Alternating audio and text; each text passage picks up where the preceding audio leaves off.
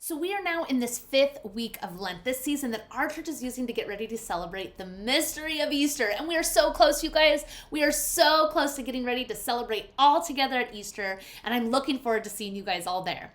Now, we have been learning this special prayer during this season of Lent that we don't want to miss out on. This whole prayer helps us to really see how God is present in our lives and to really reflect on how we are responding to Him and other people around us. It really helps us to see how much we need God and how active He is in our lives. And our whole church has been learning this prayer of Examen, but in kids community, we're using our prayer pots to help us with this prayer, to give us some tools and visual cues of how to do this prayer. Now, the first step that we learned was simply to remember God's presence, that sometimes we forget God is present with us, so we just want to invite God to be present, even imagining Him sitting with us as we're doing this prayer, that He's with us. Now, the second step of this prayer was to just ask God's help, to ask Him to give us eyes to see how He's at work in our lives, and ask Him to give us help, eyes to see where we need Him, where we're struggling maybe.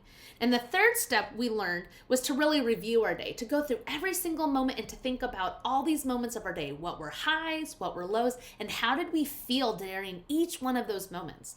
Now, last week we learned this fourth step. This fourth step was then to reflect on how did we respond to each of those moments. How did we respond to the high moments? How did we respond to the low moments? How did we treat other people in those moments? Were we allowing our emotions to control us and we were lashing out? What did we do? And so this fifth step is also really important. Now we want to reflect on what is God trying to teach us through all of these events, through all of these moments of our day, through His presence throughout all of these moments. And so this last step is looking towards to tomorrow. What does God want us to do differently based off of what we're learning, based off of what we're seeing happening in our lives? And so for some of us, that might mean confessing to God our sin, how we responding to other people, how we responded to Him. Maybe it's God asking us to seek reconciliation, to ask someone for forgiveness for how we treated them. Or maybe for us, our step might be to just really praise God for being present in our lives, whether it's in the highs or the lows, that we go, wow, I really did see God present, even if it was a hard moment.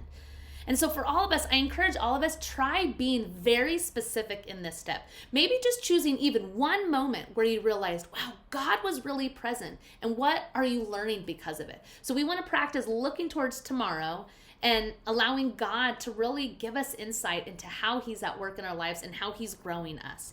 Now, to close us this week, I want to read for you a psalm. This is Psalm 139, verses 1 through 6, that I think is helpful for us as we realize this part of this prayer of really allowing God to be present in our lives and seeing how He's present. So I want to read this for you as we close, and I hope that it's an encouragement to you as you think about how God is present in your life, and maybe practicing these steps this week can actually grow you closer to God and deepen your connection with Him. This is what it says. You have searched me, Lord, and you know me. You know when I sit and when I rise. You perceive my thoughts from afar. You discern my going out and my lying down.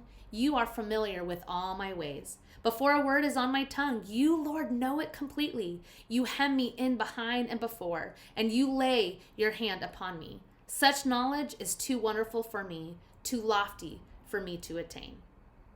May you be encouraged this week to go and practice these steps, draw closer to God to see how God is really truly at work and present in your life.